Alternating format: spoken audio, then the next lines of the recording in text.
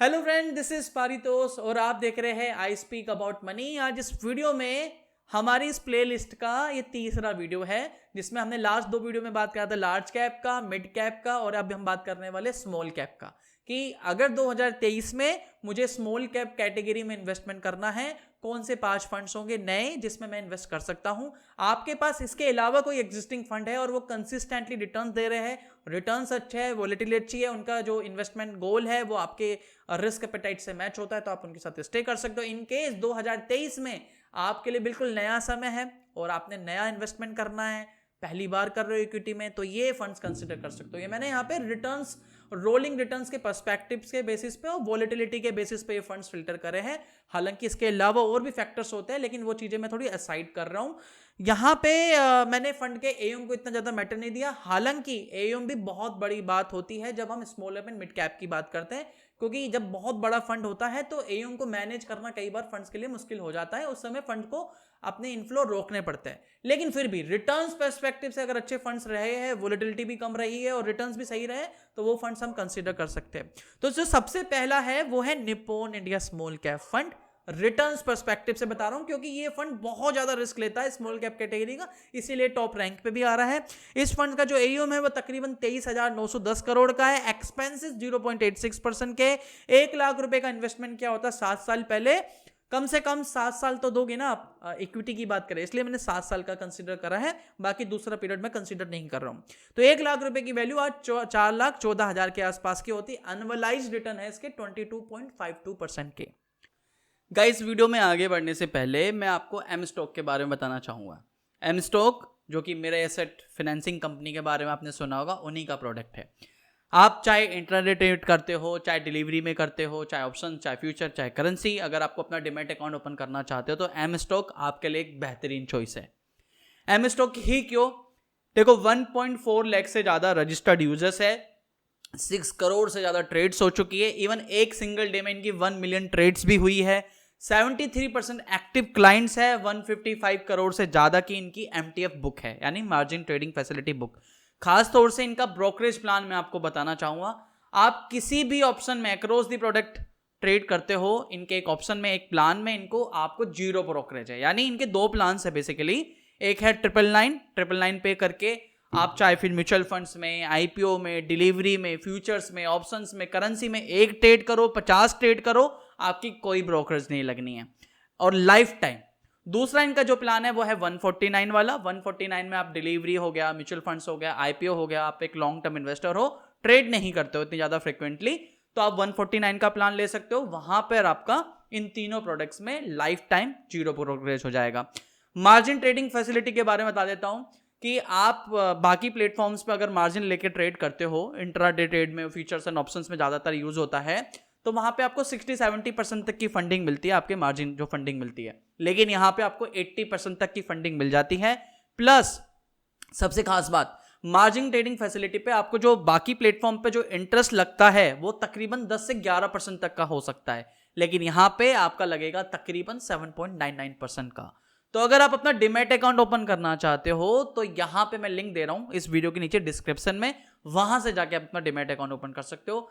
आपके लिए कॉस्ट और कॉस्ट के कंपैरिजन में देखा जाए तो सबसे कम ब्रोकरेज है और काफी अच्छा एक प्रोडक्ट, काफी अच्छा डिमैट अकाउंट आपके लिए हो सकता है। तो लिंक दे रहा हूं डिस्क्रिप्शन, वहां से जाके अकाउंट ओपन कीजिएगा। अब हम वीडियो में आगे बढ़ते हैं और फंड्स को समझते हैं।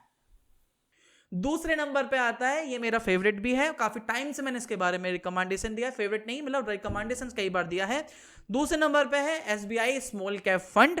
रिटर्न्स के पर्सपेक्टिव से 15,395 करोड़ के करीब का एयूएम है, 0.7% का एक्सपेंसेस है, 1 लाख रुपए का इन्वेस्टमेंट क्या होता, वैल्यू होती 3,87,000 के आसपास की, अनवलाइज रिटर्न है 21.35%। तीसरा नाम बिल्कुल नया है और ये एकदम से इसकी परफॉर्मेंस इस 2-3 साल से कुछ अच्छी रही है, इस वजह से ये ऊपर उठ के आया है। लेकिन जैसा रिटर्न्स अगर कमा के दे रहा है और कम वोलेटिलिटी है तो ठीक है, और स्मॉल कैप तो ऑलरेडी रिस्की कैटेगरी है तो हम इसको कंसिडर कर सकते हैं। तो तीसरा नंबर पे आता है एचएसबीसी का स्मॉल कैप फंड। 8,625 करोड़ का एम है, 0.77% का आपका एक्सपेंसेस है। मैं यहाँ पे डायरेक्ट प्लान्स की बात कर रहा हूँ। 1 लाख रुपए का इन्वेस्टमेंट होता, आज उसकी वैल्यू 3,68,967 के आसपास की होती। एनुअलाइज रिटर्न होता आपका 20.49% का। फोर्थ नंबर पे आता है एक्सिस स्मॉल कैप फंड। इसमें 11,462 करोड़ के एम है, 0.54% का आपका एक्सपेंसेस है। 1 लाख रुपए का इन्वेस्टमेंट होता, आज उसकी वैल्यू होती 3,65,000 के आसपास की। एनुअलाइज रिटर्न निकल के आता 20.31% का। लास्ट आता है फिफ्थ नंबर पे HDFC small cap. HDFC small cap का 14,648 करोड़ का एम है, 0.81% का एक्सपेंसेस है। 1 लाख रुपए का इन्वेस्टमेंट होता तो आज उसकी वैल्यू होती 3,53,000 के आसपास की। 19.76% का लास्ट 7 ईयर का एवरेज एनुअलाइज रिटर्न है। अब इसके अलावा कोंट भी है, कोटक भी है, ICC भी है, DSP भी है, फ्रैंकलिन भी है, बट मैं वो फंड्स यहाँ पे नहीं ले रहा हूँ। मैंने शुरू के 5 नाम बताए हैं आपको। हो सकता है इसके अलावा आपके पास दूसरे फंड्स हो। अगर वो फंड्स आपको इन लास्ट 7 सालों में कंपेयर कीजिए कि 15% से ज्यादा अच्छे रिटर्न दिए हैं, कंसिस्टेंटली रिटर्न, वॉलेटिलिटी कम है, आप उनके साथ स्टे कर सकते हो। अगर उनका इन्वेस्टमेंट गोल आपके गोल से मैच होता है। मैंने यहाँ पे अभी लार्ज कैप की जब वीडियो बनाई थी तब मैंने उसमें ये समझाया था कि आपका इन्वेस्टमेंट गोल कैसे, हर फंड का अपना एक अलग अलग स्टाइल होता है, तो वो उस स्टाइल के हिसाब से खेलता है। वो अगर स्टाइल आपके इन्वेस्टमेंट गोल से मैच होता है तो आप उसके साथ स्टे कर सकते हो। अगर आपका एग्जिस्टिंग फंड आपको 7 सालों में कम से कम 12, 13, 14, 15, 13, 14 का मान के चलते हैं हम स्मॉल कैप में, इतना रिटर्न्स कमा के दे रहा है इन द लास्ट 7 ईयर्स, तो आप उसके साथ स्टे कीजिए। एल्स अगर आपने अभी तक कोई इन्वेस्टमेंट करा ही नहीं है स्मॉल कैप कैटेगरी में, तो ये फंड्स में से आप कंसिडर कर सकते हो। आपको ये देखना है कि आपका इन्वेस्टमेंट गोल क्या है, कितने समय के लिए इन्वेस्टमेंट करना है, क्या वो इन्वेस्टमेंट गोल आपके इन्वेस्टमेंट गोल से मैच होता है, अलाइन होता है, नहीं होता, उस हिसाब से इन्वेस्टमेंट कीजिएगा। 1 से 2 फंड आप कंसिडर कर सकते हो।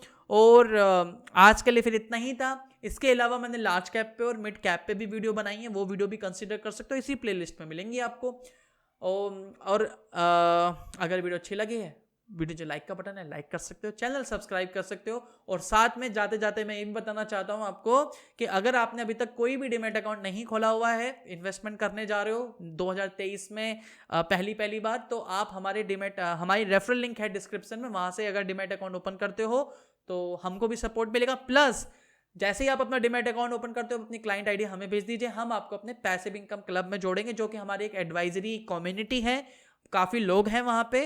अभी तो कुछ टाइम से मैं एक्टिव नहीं था, लेकिन हम दोबारा रीएक्टिवेट हो रहे हैं, जहाँ पे मेरा एडवाइजरी, जो मेरे सजेशंस होते हैं या जो मेरे कुछ भी कंटेंट होता है जो मुझे लोगों के साथ सर्व करना चाहिए, वो वहाँ पे मैं लोगों के साथ डिस्कस करता हूँ। एल्गोरिथम ट्रेडिंग के बारे में काफ़ी चीज़ें डिस्कस करता हूँ। कुछ टाइम से तो बंद था अभी मार्केट की वजह से, बट बिकॉज मैं दोबारा उसमें रीसेटल कर रहा हूँ। काफ़ी टाइम से हम उसमें एक्टिव थे। तो फिर आज के लिए इतना ही था, और मिलते हैं फिर नई वीडियो में नए टॉपिक के साथ। तब तक के लिए धन्यवाद। वंदे मातरम। जय हिंद।